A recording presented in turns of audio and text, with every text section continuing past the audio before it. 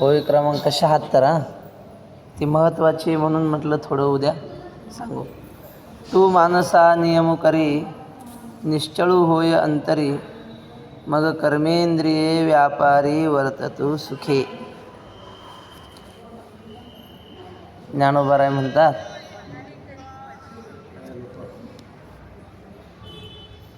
म्हणजे भगवंताच्या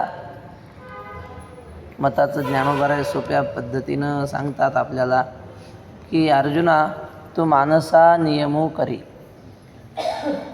तू मनाचा निग्रह कर, निश्चळू होय अंतरी, आणि अंतःकरणामध्ये स्थिर हो. परमार्थ म्हणजे काय? मनाला आवरणं म्हणजेच परमार्थ. आळंदीचे परमहंस परिव्राजकाचार्य सद्गुरू आनंदाश्रम स्वामी ते असं म्हणायचे की मनाच्या विरुद्ध वागणं म्हणजेच परमार्थ. मनाला जे आवडेल ते करायचं नाही. झालं तेच सांगतात ना, मानसा नियमो करी. मग लोक म्हणायचे, स्वामी तुम्ही म्हणता मनाला आवरायचं, पण मनाला विषयापासून आवरलं ना मन पटकन तिकडं जातं पुन्हा विषयाकडे. मग काय करावं? त्याला मनाला विषयापासून आवरलं की मन पटकन तिकडं जातं विषयाकडे. मग स्वामी म्हणायचे पुन्हा झटकन माघारी ओढायचं. दुसरं काय? ते पटकन गेलं की आपण झटकन मागं ओढायचं. हाच त्याचा निग्रह आहे. बस यालाच म्हणतात परमार्थ. दुसरं काय? तू मानसा नियम करी. आणि सगळा जगातला परमार्थ मनावर अवलंबून आहे. साधू संतांनी किती लिहिलं, तुकाराम महाराजांचा अभंग आहे, पाठ नाही म्हणून वाचून दाखवतो हां. गती अधोगती मनाची हे युक्ती, मन लावा एकांती साधू संगे. मन एकतर एकांतात लावावं, नाहीतर साधूच्या संगतीत राहू द्यावं. मन साधूच्या संगतीत मन गेलं की ते वाईट वागूच शकत नाही. आमचे गुरुजी सांगतात, समजा एखादा तंबाखू खाणारा असला आणि तो राऊत बाबाच्या प्रवचनाला येऊन बसला पुढेच, आणि त्याला तंबाखूची तलप लागली, खाऊ शकतो का तो? पण खाल्लं तर काय होईल? खाल्ला तर काय होईल हे तुम्हाला माहिती आहे. खाऊच शकत नाही ना. मनात जरी विचार आला खाऊ शकत नाही. का बरं? का खाऊ शकत नाही? हा सत्संगतीचा परिणाम आहे. म्हणून तुकाराम महाराज म्हणतात, मन लावा एकांती साधू संगे. जतन करा, जतन करा, धावते सैरा ओढाळते. मन जतन केलं पाहिजे, कारण ते कसं आहे, सैरा धावतं, स्वैर धावतं ते. मान अपमान मनाचे लक्षण, लाविलिया ध्यान तेची करी. मान झाला, अपमान झाला, एखाद्यानं आपल्याला टोचून बोललं, आपण जन्मभर लक्षात ठेवतो. ते टोचून बोलला म्हणजे काय केलं?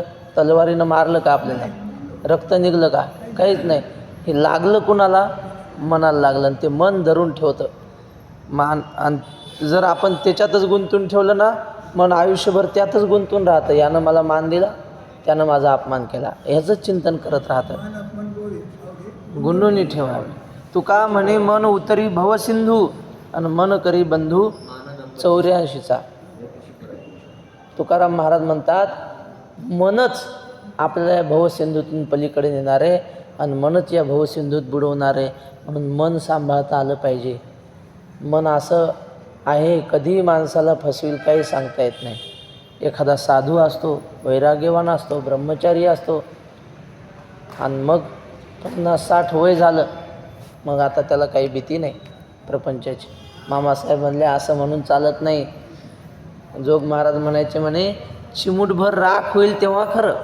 तुका म्हणे म्हणे बहु नाडी येले शहाणे. बा, तुका म्हणे म्हणे बहु नाडी येले शहाणे. मोठे मोठे फसवले, तो साधू मेला म्हणजे खरा. साधू ओळखावा मरणी. मरणी म्हणजे काय? चांगल्या तिथीला मेला म्हणजे साधू नाही. मरेपर्यंत साधुत्व टिकवलं तर तो खरा साधू. नाहीतर मामासाहेब म्हणले, वयाच्या 75व्या वर्षी शुभमंगल सावधान. आम्ही पाहिलेले आहेत म्हणले असे. 75 वर्षापर्यंत वैराग्यवान ब्रह्मचारी, आणि 75व्या वर्षी, आणि मग कसं काय? याला म्हणतात साधू ओळखावा मरणी. ते मन कधी फसवल सांगता येत नाही. म्हणून तुकाराम महाराज म्हणतात, जतन करा, जतन करा, धावते सैरा ओढाळते.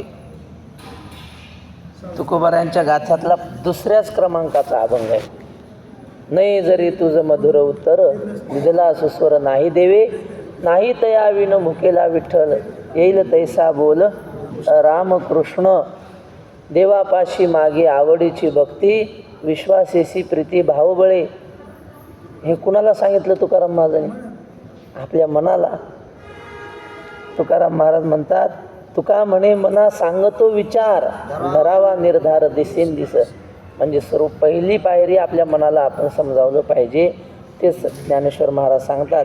किंवा समर्थ रामदास स्वामींचे सगळे मनाचे श्लोक जवळजवळ 205 श्लोक आहेत. मनारी जनी मौन मुद्रा धरावी कथा आदरे राघवाची करावी. नसे राम ते धाम सोडून द्यावे सुखा लागे आरण्य सेवित जावे. किती सुंदर लिहिलं पहा. मनारे जनी मौन मुद्रा धरावी. मना लोकांमध्ये बोलण्यात अर्थ नाही, बडबड करण्यात अर्थ काही बोलणं नाही लोकांमध्ये. मौन मुद्रा धरावी. काय आपण बोललं की लोकांना विक्षेप होतो म्हणून लोकात बोलू नाही. बा किती सुंदर सगळे श्लोक मनाचे. पण काही लोकांनं काय केलं, समर्थ रामदास स्वामीचं काही म्हणायचं नाही कीर्तनात. आणि कविता म्हणल्या की चालतात, पिक्चरचे गाणे चालतात कीर्तनात, आणि रामदास स्वामीचं काही म्हणायचं नाही. हा कुठला संप्रदाय, कुठला नियम आहे हा? सद्गुरू जोग महाराज दरवर्षी एक कीर्तन असायचं त्यांचं रामदास स्वामीच्या मठात. सज्जनगडावर जायचे. मामासाहेब दांडेकरांचे प्रवचन ऐका. त्यांच्या प्रवचनात कितीतरी, ही एक मी ओवी म्हणत असतो ना नेहमी, ते मामासाहेबांनी प्रवचनात म्हणलेली आहे ओवी अशी की शिष्यासी न लाविती साधन न करविती इंद्रिय दमन ऐसे गुरु अडक्याचे 3 मिळाले तरी करू नये. ही समर्थ रामदास स्वामीची ओवी दासबोधातली. आणि हे मामासाहेब म्हणायचे नेहमी. जुन्या लोकांनी भेद केला नाही. अलीकडे कसं काय आलं की वैकुंठवासी वक्तेबाबा म्हणायचे रामदास स्वामी म्हणजे नाथ महाराजांचे नातूचा मुलगा, म्हणजे पंतू आहेत. साक्षात नातं आहे नाथ महाराजांचं समर्थ रामदास स्वामीचं. बाबांनी सांगितलेलं सांगतो. नाथ महाराजांची नात होती म्हणले ती इकडं जांब, समर्थांचं गाव जांब काय हां, त्या भागात दिलेली. आणि ते बाळ झालं. आता आपल्या आजोबाचं दर्शन या बाळाला झालं पाहिजे. खूप वयस्कर झाले होते नाथ महाराज. मग हे आणलं बाळ आणि ती नाथ महाराजाच्या पायावर ठेवत होती. नाथ महाराज लगेच मागं सरले. म्हणे अगं हे काय करते? नाही म्हटले महाराज आजोबा माझ्या बाळाला तुमच्या पायावर ठेवते, तुमचा पदस्पर्श झाला पाहिजे माझ्या बाळाला. ते म्हटले नको, ह्याला माझ्या पायावर ठेवू नको, हा मारुतीचा अवतार आहे म्हणले. आणि ते कोण होते? समर्थ रामदास स्वामी होते. आणि त्या रामदास स्वामींचं वाङ्मय आपण म्हणायचं नाही काय? किती सुंदर आहे महाराज मनाचे श्लोक. एक तरी अक्षर आपल्या संप्रदायाच्या विरोधात आहे का कुठं? काहीच नाही. पण उपेक्षित केलं आपण समर्थांना. त्या यांनी असं लिहिलं आहे मोरोपंतांनी, तुकाराम महाराज आणि रामदास स्वामी म्हणजे काय? काहीच नाही म्हणजे सारखंच आहे ना. त्या दोघांचा जन्म एकाच काळात झाला, एकाच वर्षी झालेला आहे. 1608 साली ना तुकोबारायांचा जन्म, इसवी सन 1608 साली. रामदास स्वामींचा सुद्धा 1608 सालीच. जन्म ही एकेकाळी, जन्म ही एकेकाळी, नावात ही राम नाम दोघांच्या. दोघांच्या नावात राम नाम आहे. कसं आहे? रामची आदी अंती म्हणून तुकाराम रामदासांच्या. एकाच्या आदी राम आणि एकाच्या अंती राम आहे. आदी कोणाच्या आहे? रामदास.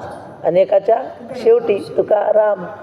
आणि दोघांनी काय केलं महाराज? महाराष्ट्र धर्म जागवण्याचं काम केलं. विठोबाचा धर्म जागो त्याचे चरणी लक्ष लागो. महात्मे सांगतात छत्रपती शिवरायांना स्वराज्याची प्रेरणा या संतांनी दिली. लोक वाद करतात रामदास स्वामी गुरु की तुकाराम महाराज गुरु की दादोजी कोंडदेव गुरु. अरे सगळे गुरुच होते शिवाजी महाराजांचे. हे आता जाती जातीत भेद पाडण्यासाठी अशी भांडणं लावतात. या साधू संतांची प्रेरणा घेऊनच छत्रपती शिवरायांनी एवढे मावळे एकत्र केले आणि स्वराज्य निर्माण केलं. असो, आपला विषय दुसरीकडे गेला, क्षमा असो. तर समर्थांनी जे सांगितलं मनाच्या बाबतीत ते सांगतो. मना सांग पा रावणा काय झाले, अकस्मात ते राज्य सर्वे बुडाले. म्हणून कुडी वासना सांडी वेगी, बळे लागला काळ हा पाठी लागी. मनाला सांगतात, मना सांग, रावणानं स्त्रीचा लोभ धरला, काय झालं त्याला. अकस्मात ते राज्य सर्वे बुडाले, सगळं राज्य बुडून गेलं. पुढे सांगतात, म्हणून मनामध्ये वाईट वासना येऊ देऊ नको. मना वासना दुष्ट कामा न ये रे, मना सर्वथा पाप बुद्धी नको रे. मना धर्मता नीती सोडू नको हो, मना अंतरी सार विचार राहो. मनामध्ये वासना येणं, वाईट वासना ही कामाची नाही. बरं, आणखी काय सांगतात. हरी कीर्तने प्रीती रामी धरावी, देहे बुद्धी निरूपणे विसरावी. परद्रव्य आणि कांता परावी, एदर्थी मना सांडी जीवी धरावी. हरी कीर्तन करत असताना प्रभू रामाच्या ठिकाणी प्रेम ठेवावं आणि कीर्तन करताना देहाचा विसर पडला पाहिजे.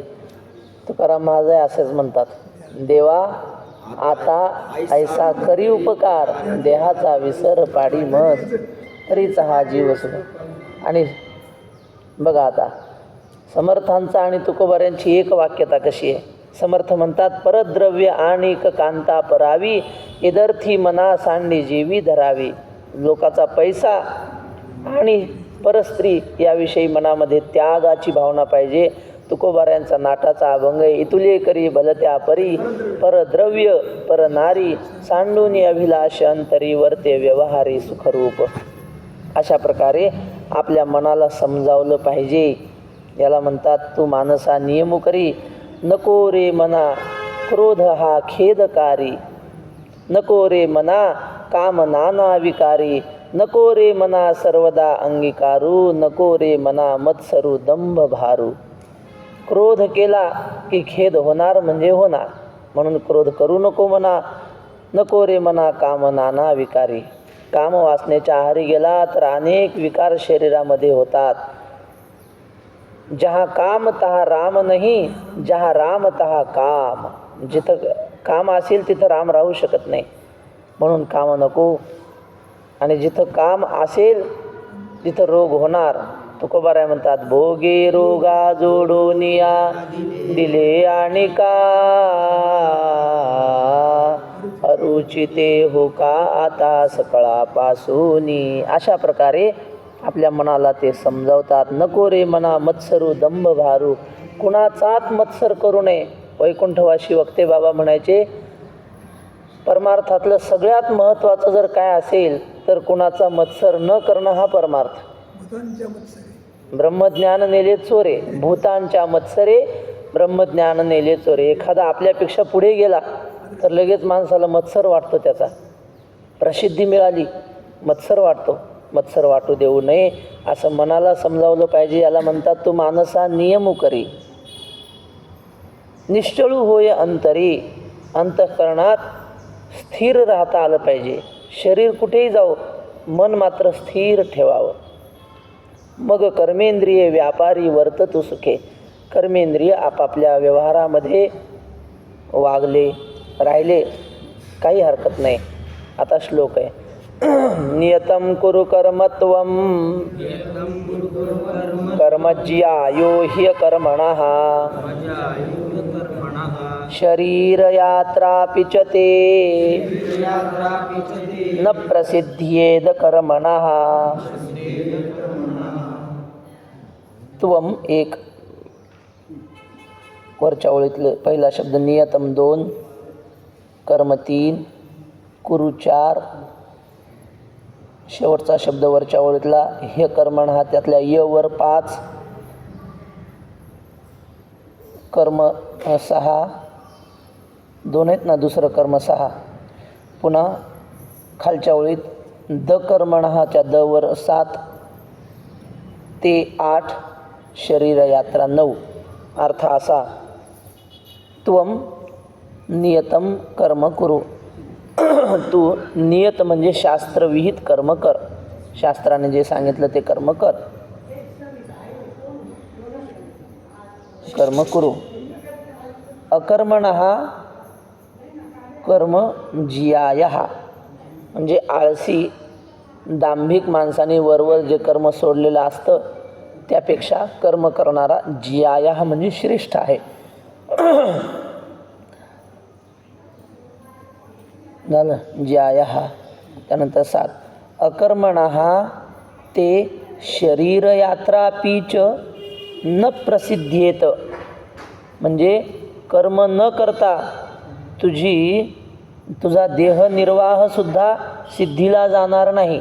म्हणजे माणूस जगू शकत नाही कर्म न करता. जगू शकतो का? निव्वळ आळशी बसून राहिला तर काहीच होणार नाही. बाबा बाबा एक जांभूळ लोट्याची गोष्ट सांगायची, मावशीला माहिती आहे. जांभूळ लोट्याची गोष्ट माहिती आहे का तुम्हाला? नाही? सांगतो. 2 मित्र होते, अति आळशी दोघंही. समानशिले व्यसनेषु सख्यम. एका जांभळीच्या झाडाखाली दुपारी झोपले. उन्हाळ्यातच येतात का जांभळं? नाही काय? पेरणीच्या टायमात जांभळाच्या टायमाला बसले ते. कवा असेल ते, उन्हाळा असो की पावसाळा. जांभळाच्या झाडाखाली झोपले अशी. एकाच्या गालावर जांभूळ पडलं इथं. आणि मग आता ते जांभूळ घ्यायचं, नुसतं तोंडात ठेवायचं. आणि एवढंही करायची त्याला जमत नव्हतं. आळस. समोरून चालला असा एक माणूस, त्याला म्हणे इकडे या, इकडे या, इकडे या. का हो? का बोलवलं बाळा मला? काय नाही म्हणला, एवढं जांभूळ माझ्या तोंडात टाकावं, गालावर पडलेलं. ते म्हणला कमाल आहे, एवढं जमत नाही. बरं, एवढ्या लांबून मला कशाला बोलवलं? त्याचा मित्र होता ना शेजारी. त्या मित्राला हा माणूस म्हणला, का रे, हे तुझा मित्र आहे, एवढं काम तुझ्या मित्राचं करता येत नाही का तुला? नुसतं गालावरचं जांभूळ तोंडात ठेवता येत नाही का तुझ्या मित्राचं? तर म्हणला मी कशाला ठेवू, मग अशी अर्धा तास कुत्रं माझं तोंड चाटत होतं, हे हाडसुद्धा म्हणला नाही म्हणे. आणि मी कशाला याचं काम करू? अरे तो हाड म्हणला नाही, तुला म्हणायला काय झालं? पण याला आळशी म्हणतात, याला म्हणतात जांभूळ लोट्या. त्याची गोष्ट. मग एवढा आळशी माणूस झाल्यावर त्याचं शरीर तरी चांगलं राहील का? नाही राहू शकत. शरीरासाठी तरी कर्म केलं पाहिजे. शरीर यात्रा पिचते न प्रसिद्धेद कर्मणः. कर्म न करणाऱ्याचं शरीरसुद्धा चांगलं राहू शकत नाही. म्हणून नैष्कर्म्य व्हावे तरी येत. हां, श्रेष्ठ. हो, काही ठिकाणी असं केलं की वाईट कर्म करण्यापेक्षा न केलेला पुढं. ते ह्याच ओवीत आहे, ह्याच ओवीत आहे तुम्ही म्हणलेलं. पहा, नाही नाही, आता ही ओवी वाचली की नाही, बघा आता काय सांगतात. हा, बरोबर तुम्ही म्हणतात तसंच आहे. म्हणून नैष्कर्म्य व्हावे तरी येथ ते न संभावे. म्हणजे काहीच काम न करता राहू शकत नाही माणूस. हां, आणि निषिद्ध केवी राहटावे विचारी. पा, मग काहीच कर्म करता आपण राहू शकत नाही, काहीतरी करावं लागणार. मग काहीतरी करायचं तर मग वाईट करावं का? वाईट नाही करता येत. मग कोणतं करावं? शास्त्राने सांगितलेलं करावं. आणि निषिद्ध केवी राहटावे विचारी. पा, निषिद्ध म्हणजे वाईट. शास्त्राने जे करू नये असं सांगितलं. काय करू नये सांगितलं शास्त्राने? कलज्जम्मा भक्ष, म्हणजे मांस खाऊ नये असं शास्त्राने सांगितलं. का खाऊ नये? कबीर महाराज म्हणतात, बकरी पात खात है उनकी काढत खाल, म्हणजे साल. बकरी झाडाची पानं खाते तर तिचं कातडं काढतात लोक बकरीचं. आणि जो उनको बक्षत है उनके कवन हाल. आणि जो बकरीला खातो त्याचे काय हाल होत असतील.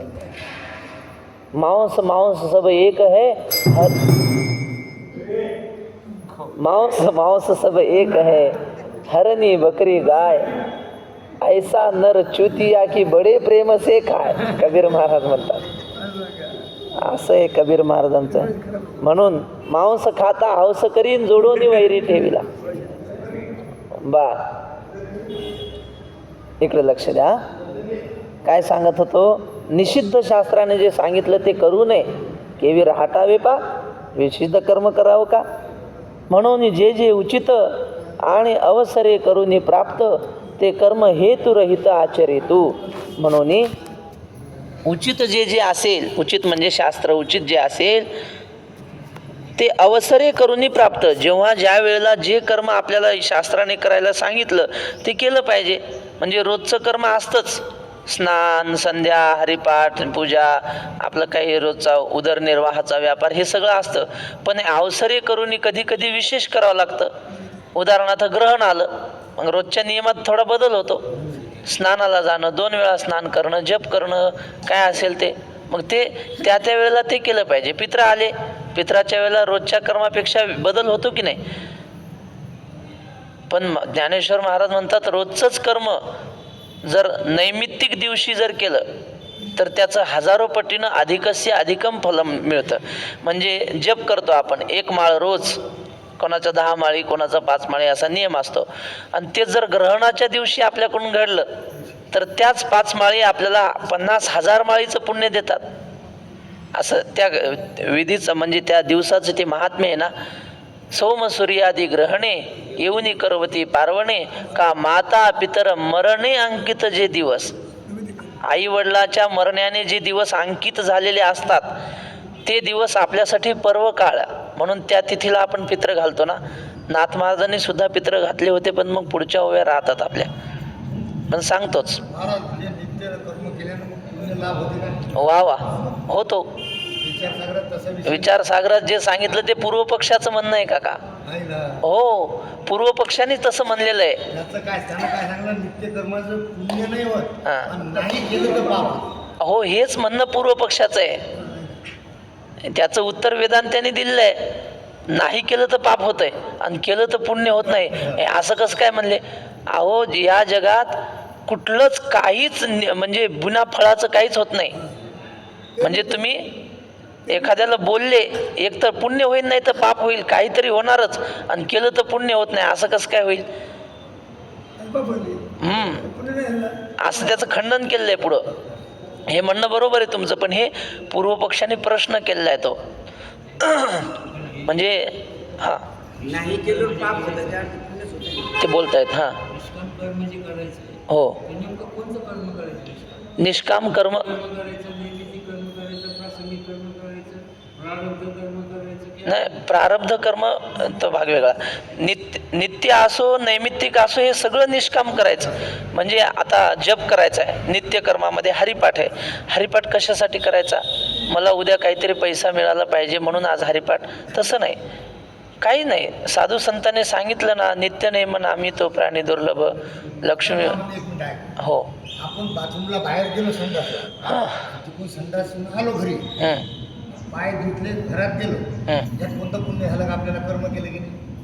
कोणतं पुण्य झालं आपल्याला? यात कोणतंच नाही. पण तेच तुम्ही पाय न धुता घरात गेले तर पाप झालं. अहो, पण तुम्ही शास्त्राचं ऐकलं तर पुण्य नाही लागलं तुम्हाला.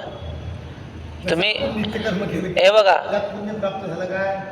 काका, बाथरूमला बाहेर गेले, तिकडून आले, पाय धुतले, घरामध्ये गेले, कोणतं पुण्य कर्म प्राप्त? सांगतो ना. हा. पाय धुतले आणि देवाला नमस्कार केला घरात येऊन, पुण्य झालं ना. तसा तुम्ही नमस्कार मग विचार केला तर पुण्य आहे. मग त्याशिवाय तुम्ही नमस्कार करू शकत नाही. नित्य कर्म सांगतो. नित्यकर्म बरोबर आहे तुमचं, पण त्यामधून शास्त्राचं ऐकलं हे पुण्य झालं नाही का?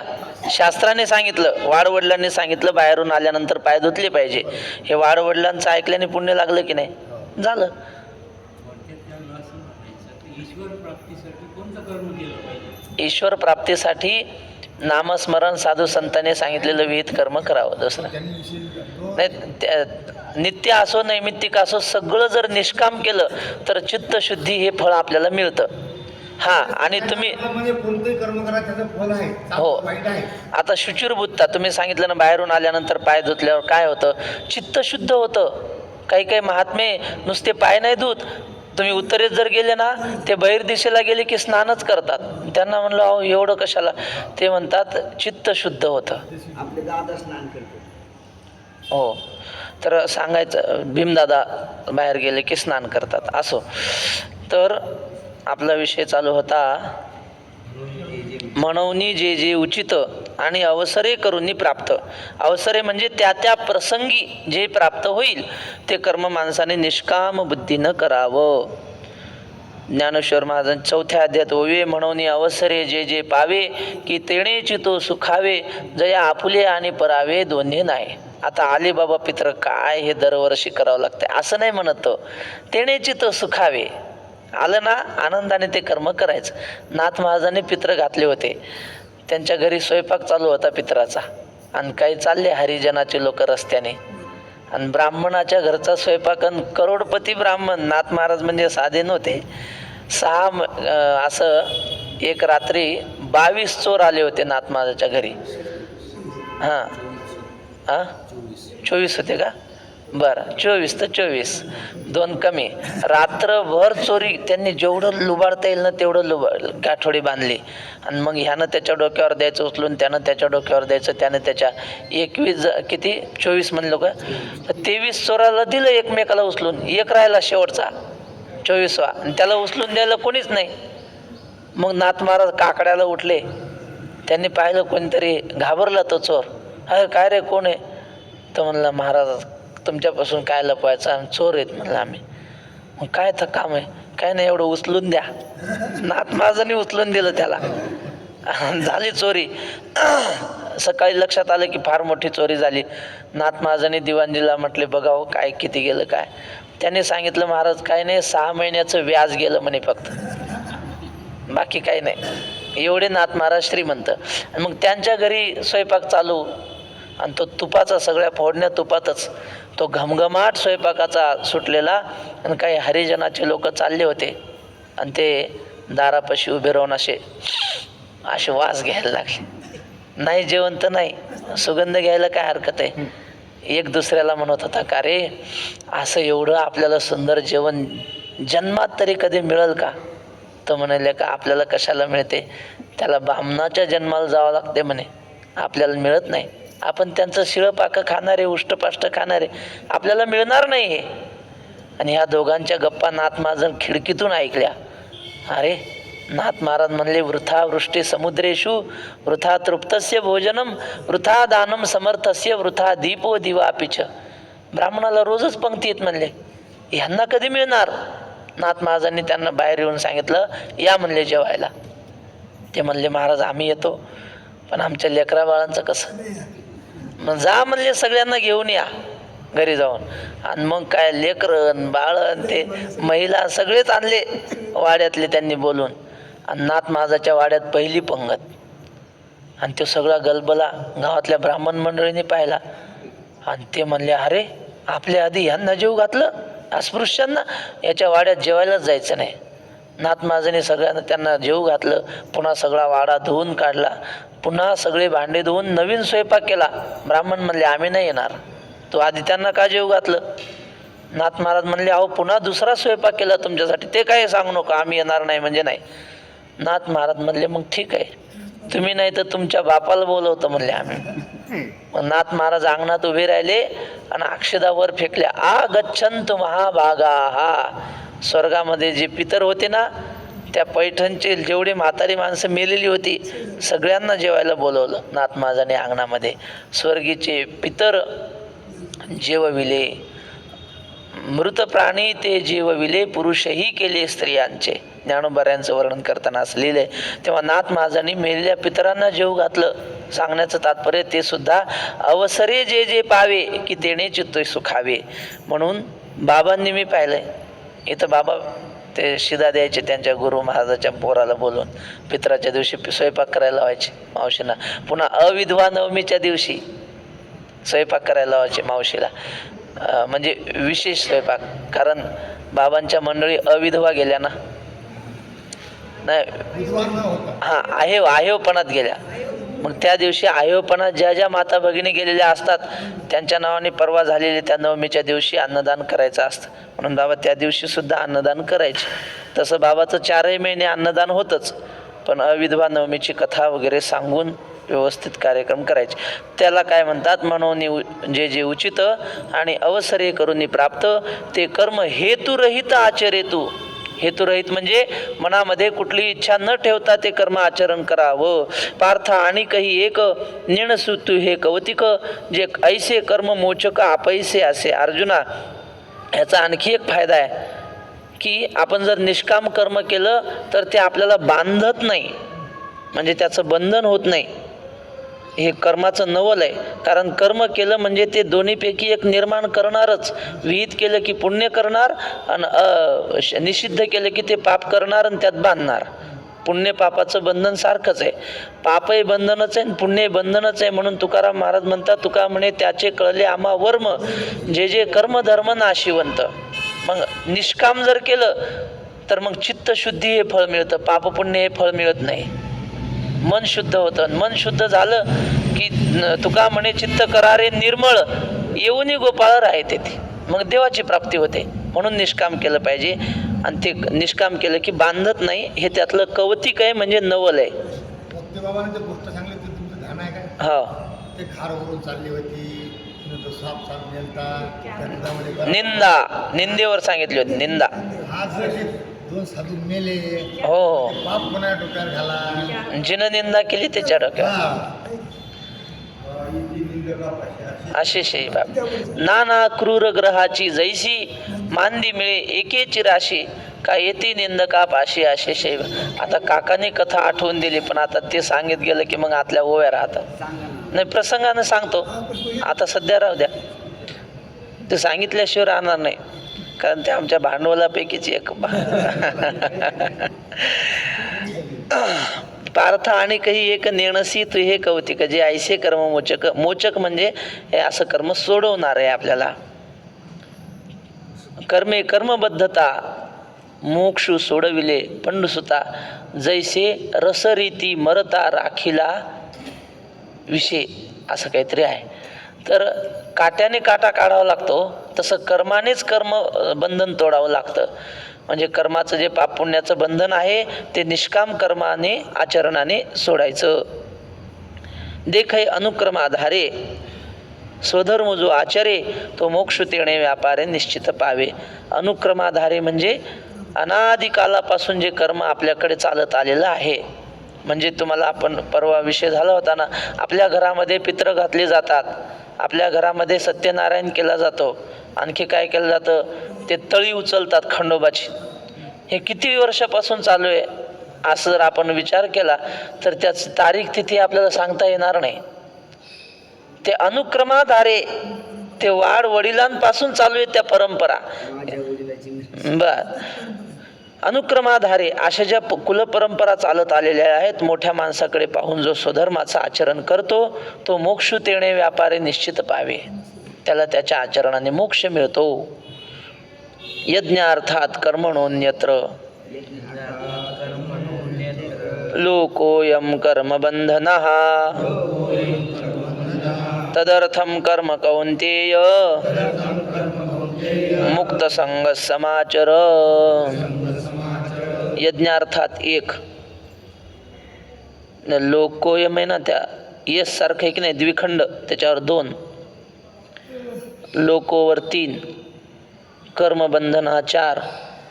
आता खालच्या ओळीत तदर्थम 5, कौन्तेय 6, मुक्त संघ 7, कर्म 8, समाचार 9.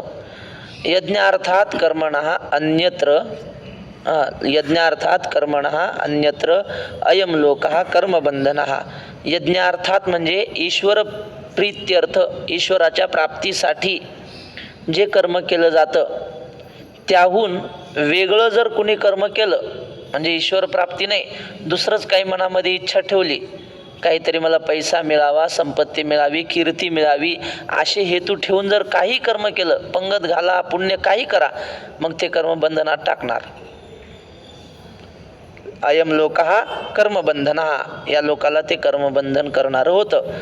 तदर्थम म्हणजे म्हणून, तदर्थम म्हणजे याकरिता किंवा म्हणून. हे कौन्तेय म्हणजे अर्जुना, मुक्त संघ हा कर्म समाचर, मनामध्ये कुठल्याही प्रकारची इच्छा आसक्ती न ठेवता कर्म कर. स्वधर्म जो बापा तोच नित्य यज्ञ जाणपा, म्हणून वर्तता तेथ पापा संचारू नाही. आपल्या स्वधर्माचं आचरण करणं, आपल्या मायबापाची सेवा करणं, कुलधर्म कुलाचार सांभाळणं, हाच यज्ञ आहे. फार मोठा कुंड करून त्यामध्ये आहुती देत बसायचं हा नाही. स्वधर्माचे आचरण करणे हाच यज्ञ आहे. म्हणून वर्तता तेथ पापा संचारू नाही. हा नित्य यज्ञ आहे. आणि असा यज्ञ जर रोज केला स्वधर्माने वागण्याचा तर तिथं पापाचा मुळीच संचार होऊ शकत नाही. कौंतेय म्हणजे अर्जुना, कुंतीचा म्हणून कौंतेय. हा निजधर्म जय सांडे आणि कुकर्मी रती घडे तैची बंधू पडे संसारिक. हा स्वधर्माचं आचरण जर सुटलं तर मग काय होतं, कुकर्मात रती होते. म्हणजे माणूस जर चांगला वागला नाही ना, रिकामा राहिला की मग वाईट कर्म करतो. मोबाईलमध्ये गेम कधी खेळतो माणूस? ज्ञानेश्वरी वाचली नाही तर गेम खेळणार, दुसरं काय होणार आहे? हे नाही केलं तर ते करणार, त्यापेक्षा हेच का करू नये? ज्ञानेश्वरी वाचल्याने देव मिळेल, गेम खेळल्याने काय होईल? तुकाराम महाराजांचा अभंग आहे, अरे हे देह व्यर्थ जावे, आयशे जरी तुझं व्हावे, अरे द्यूत कर्म मनोभावे सारी पाठ खेळावा. तुकाराम महाराज म्हणतात, आम्ही देवाच्याच प्राप्तीचे नाही, नरकाच्या प्राप्तीचा सुद्धा तुम्हाला उपदेश करतो. हां, नरकाला जायचं का? बरं ऐका म्हणले. मग काय करा, द्यूतकर्म म्हणजे पत्ते खेळा. बर, सारीपाठ खेळावा. आणि ते मन लावून खेळायचं, असं उगं सारीपाठ एक तशाच प्रकारचा खेळ आहे काहीतरी. आताच्या भाषेत हे ऑनलाईन गेम आणि हे खेळतात ना पोरं, हे जीवन व्यर्थ जाते. आज प्रत्येक घरचे पोरं, आम्ही जिथं जाईल तिथं हेच दिसतंय आम्हाला. तरुण पोरांच्या हातात मोबाईल, कुठेही जा आणि काय खेळतात? ऑनलाईन गेम खेळतात. हे कशाचं लाखो रुपये हरले, आत्महत्या केल्या या मोबाईलच्या गेम पायी. कर्ज होते, पैसे लागतात, त्याच्यात पैसे जातात. मग असो जाऊ द्या. मग जर हे आपण विहित कर्म नाही केलं तर मग पापाचरणाकडे आपली प्रवृत्ती होते. तैची बंधू पडे संसारिक. आणि मग कुकर्म केलं की मग संसाराचं बंधन, संसार म्हणजे जन्म मरण, कुत्र्या मांजराच्या जन्माला जावं लागेल. म्हणून स्वधर्मानुष्ठान ते अखंड यज्ञ याजन, जो करी तया बंधन कहीच न घडे. म्हणून स्वधर्माचं आचरण अखंड करणं हे यज्ञ याजन आहे. दुसरं काही यज्ञ करायचं काम नाही. आपण स्वधर्माचं आचरण करणे हाच यज्ञ आहे. जो करी तया बंधन कहीच न घडे. जो असं वागतो त्याला कुठल्याही प्रकारचं बंधन होत नाही. हा लोककर्मे बांधिला, जो परतंत्रा भूत झाला, असा पाठ आहे इथं लिहिलं आहे भूतला. तो नित्य यज्ञ ते चुकला म्हणून या. हा लोक आहे ना, हा कर्माने बांधलेला आहे, परतंत्र आहे. प्रकृतीमध्ये जोपर्यंत आहे तोपर्यंत कर्म केल्याशिवाय लोक राहू शकत नाहीत. म्हणून कर्म केलंच पाहिजे. परतंत्र झालेला आहे तो. नित्य यज्ञात हे चुकला म्हणून या. बांधला कधी जातो? नित्य कर्माला जो चुकतो तो या कर्मात बांधला जाईल. आता आईची विशी पार्था तुझं सांगेन एकमी कथा, जय सृष्टी आदी संस्था ब्रह्मेने केली. ज्ञानेश्वरीमध्ये कथा हा शब्द 25 वेळा आलेला आहे. कथा शब्द इथं पण आलाय बघा. ज्ञानेश्वर महाराज म्हणतात, आता मी तुम्हाला कथा सांगणार आहे. कथा, पण ती कथा म्हणजे भागवत कथा नाही, रामायणाची कथा नाही, दंतकथा नाही. सगळ्यात जगातली पहिली कथा, आद्य कथा म्हणले ना. आपण ज्या कथा ऐकतो त्या पहिल्या नसतात, कधीतरी घडलेल्या असतात. पण माऊली म्हणतात, जगात पहिल्यांदा जी घटना घडली ती घटना मी तुम्हाला सांगतो. ऐशी आद्य हे कथा. आता आईची विशी पार्था तुझं सांगे नाही कमी कथा, जै सृष्टी आदी संस्था ब्रह्मेने केली. ब्रह्मदेवाने पहिल्यांदा सृष्टी निर्माण केली तेव्हाची कथा अशी आहे. श्लोक आहे, सहयज्ञा प्रजा सृष्ट्वा पुरोवाच प्रजापती अनेन प्रसविष्यध्व मेष ओस्त्विष्ट कामधुक. वरच्या ओळीतलं पुरो 1, सहयज्ञा 2, वाच वर 3, रो वर 3 करा म्हणजे ते उवाच सापडतं. खालच्या ओळीत अनेन 4, बस एवढंच आहे. पुरा म्हणजे पूर्वी, फार वर्षापूर्वी म्हणा किंवा सृष्टीच्या उत्पत्तीच्या वेळी. पुरा सहयज्ञा प्रजा सृष्ट्वा. ब्रह्मदेवाने पूर्वी स्वधर्मानुरूप यज्ञासह प्रजा निर्माण केली प्रजा, पण त्याच्यासोबत स्वधर्म सुद्धा निर्माण केला.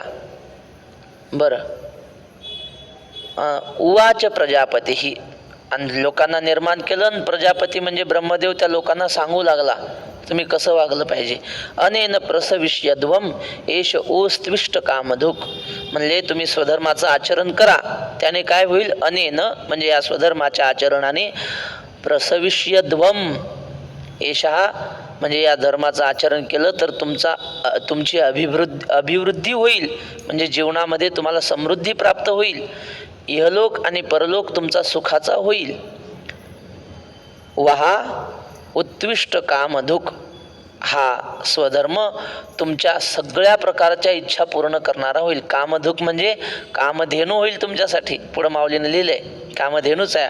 ते नित्य याग सहिते सृजिली भूते समजते परिनिणती चितिये यज्ञाते सूक्ष्म म्हणून, त्या ब्रह्मदेवाने स्वधर्मरूप यज्ञासह या सृष्टीची उत्पत्ती केली, सगळ्या भूतांची निर्मिती केली. परिनिणती चितिये यज्ञाते सूक्ष्म म्हणून, पण ती लोक जन्माला आली खरी, पण ते यज्ञाचं म्हणजे स्वधर्माचं स्वरूप काही त्यांना कळत